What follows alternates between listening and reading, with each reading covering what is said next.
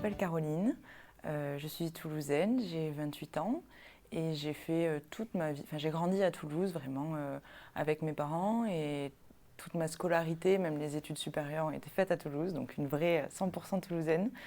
Donc j'ai suivi ma formation à l'INP Purpan en agronomie. Et ensuite, j'ai commencé ma vie professionnelle aussi à Toulouse, chez KPMG, en audit financier. Ensuite, j'ai complètement viré d'orientation professionnelle sur ce beau projet dont on va parler aujourd'hui. Alors je m'appelle Armand, j'ai 30 ans, tout fraîchement. Je suis toulousain, né à Toulouse, grandi à Toulouse. J'ai fait une partie de mes études à Reims, Subdoco-Reims. Voilà, je suis assez sportif, entrepreneur dans l'âme. Mes parents étaient entrepreneurs, je crois que ça se transmet un peu comme ça de parents à enfants. L'envie qui a déclenché ce projet-là, c'était d'avoir vécu la fin de vie de mon grand-père. Parce que comme ça se produit très régulièrement, mon grand-père avait été en perte d'autonomie assez forte. Ma grand-mère s'occupait de lui et elle est malheureusement décédée avec le Covid-19 plus tôt que lui. Et on s'est aperçu de sa dépendance à ce moment-là. Donc il a fallu gérer un petit peu dans l'urgence cette fin de vie. Et au final, il s'est retrouvé très seul chez lui. Lui qui ne voulait pas partir de chez lui, c'était vraiment la condition. En fait, au final, il a beaucoup souffert de la solitude. Et à travers cette expérience-là, on a vu avec Armand la difficulté des aidants, des soignants aussi, qui essayent d'être là le plus possible pour les personnes âgées à domicile, mais qui ne peuvent pas y accorder tout leur temps non plus. Et surtout pour les personnes âgées, la difficulté de traverser toute cette période-là, assez isolée au final. Donc du coup, on a imaginé un petit peu, dans un rêve utopique, quel serait l'habitat idéal pour mon grand-père. On a fait une petite liste avec nos stylos. Et puis, en fait, on s'est laissé porter par cette idée jusqu'à faire un business plan et voir que ça pouvait marcher et jusqu'à l'appliquer dans la vie réelle, quoi. En fait, on est parti de ce qu'on doit faire, je pense, systématiquement quand on a un projet entrepreneurial, on part de ce que ça va coûter. Une fois qu'on a compris combien ça allait coûter, on essaie de définir un prix. Et une fois qu'on a défini ce prix, on voit si ce prix est acceptable par le marché. S'il n'est pas acceptable, ça s'annonce un petit peu compliqué. S'il l'est, dans ce cas-là, le prochain enjeu, c'est remplir nos maisons. Donc créer du chiffre d'affaires et communiquer, faire connaître notre solution auprès des personnes qui en ont besoin.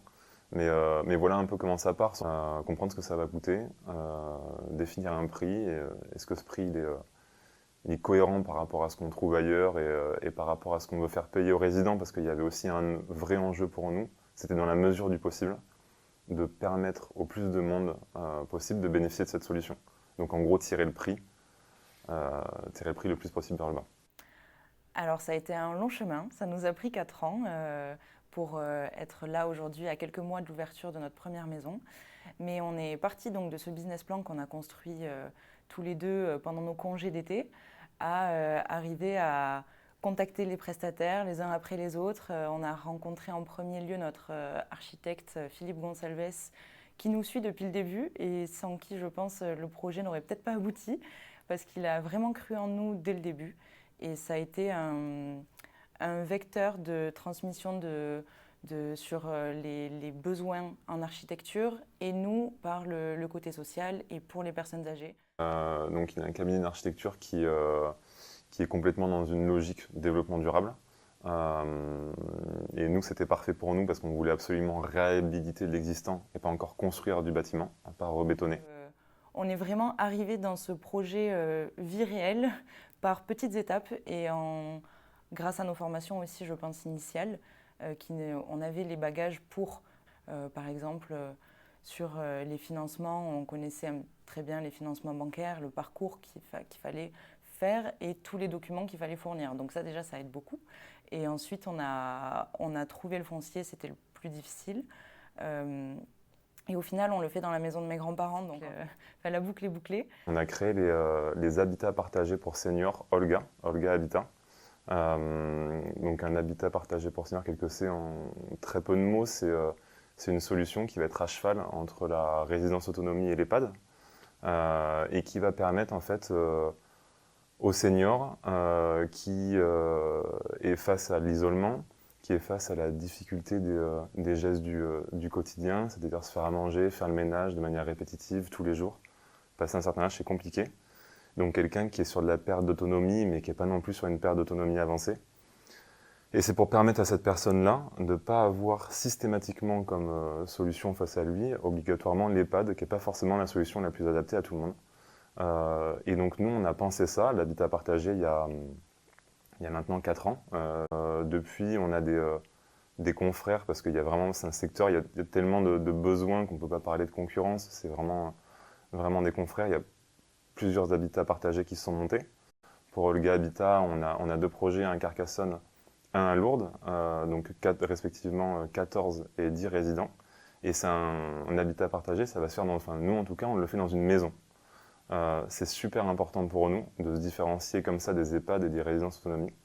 On permet aux gens de vivre, de continuer à vivre et de profiter de la vie dans une maison, avec tous les codes de la maison et aucun code de l'hôpital. Et sur du très pratico-pratique, ça va être du parquet, ça va être du carrelage dans les salles de bain, ça va être quand il y a besoin de rampes de maintien, on les fait en bois, on ne les fait pas en PVC. On essaye, dans la mesure du possible, de garder l'âme de la maison systématiquement dans nos projets. En plus, les maisons dans lesquelles on est, elles ont une histoire. Il y a vraiment une atmosphère qui s'en dégage. Nous, c'est important pour nous de le conserver, que les gens se sentent dans un endroit chaleureux, cocooning, où il fait bon vivre. Et ça, c'est augmenté par le fait qu'on a peu de résidents. En réalité, c'est plutôt ça, oui. C'est un projet qui est personnel et je dirais même qu'il est devenu familial parce que derrière, donc je rachète la maison de mes grands-parents à ma mère et toute la famille, on est une famille très nombreuse, toute la famille est convaincue par ce projet, très bienveillante. Mes grands-parents avaient un cœur immense et aidaient beaucoup les personnes âgées. Il y a une anecdote, mon grand-père, il jouait beaucoup d'accordéon. Il allait jouer pour les vieux à l'EHPAD, étant âgé lui-même de 90 ans. Donc, il y a vraiment une synergie dans tout ça. Et toute ma famille suit le projet de très près et à fond derrière. Donc, c'est vrai que c'est quelque chose qui est très intime et qui donne envie, en fait, de vraiment s'investir et de le faire à fond. Donc, je pense et j'espère que les personnes âgées qui viendront vivre chez nous ressentiront cette chaleur et ressentiront vraiment cette convivialité qu'on veut instaurer. Nos équipes, donc on en parlera après, mais une animatrice et des aides au quotidien, elles vont être là pour connaître chacun des membres de la maison, connaître ce qu'ils aiment, ce qu'ils n'aiment pas, leurs besoins, leur état de santé, leur état émotionnel un petit peu tout le temps, et s'assurer que tout le monde soit bien. Et c'est le fait de pouvoir prendre le temps sur les projets personnels de chacun de nos résidents qui va permettre qu'on ait un projet collectif en fait, qui ait du sens, qui soit sympa pour les résidents, qui soit sympa pour nos équipes, et que les gens qui vivent chez nous en fait, profitent de la vie le plus possible. Et la grande idée derrière ça, c'est rompre avec l'isolement et retarder le plus possible la perte d'autonomie. Rien ne s'oppose à ce que le projet prenne vie. Nous maintenant, on change un petit peu de casquette. On a été administratif pendant longtemps à monter les projets, les 3 sociétés. Enfin, il y a beaucoup de sociétés, beaucoup de juridiques à faire, beaucoup d'administratifs. Et maintenant, on passe à la partie plus sympa où on va voir les gens, on parle du projet.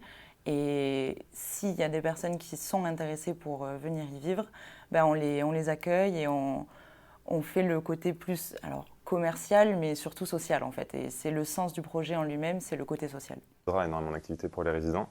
On a une personne qui est dédiée uniquement à ça, donc qui est l'animatrice de maison. Son travail, ça va être uniquement de s'assurer que nos résidents sont stimulés au quotidien.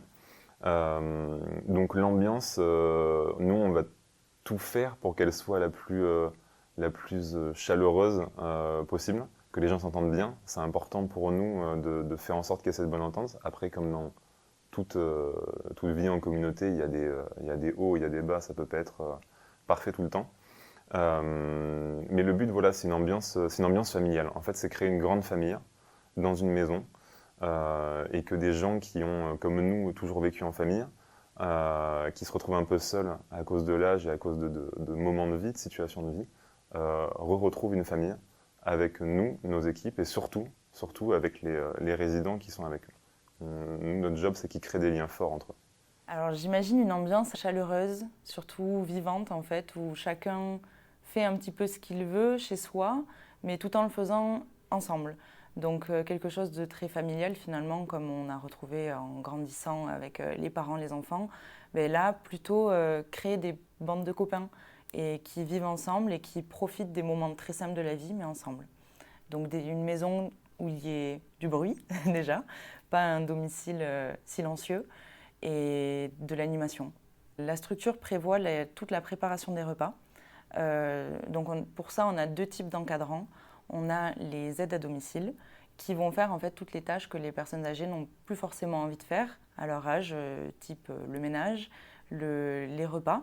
Mais bien sûr avec une participation qui est complètement volontaire de la part de toutes les personnes âgées résidant sur place.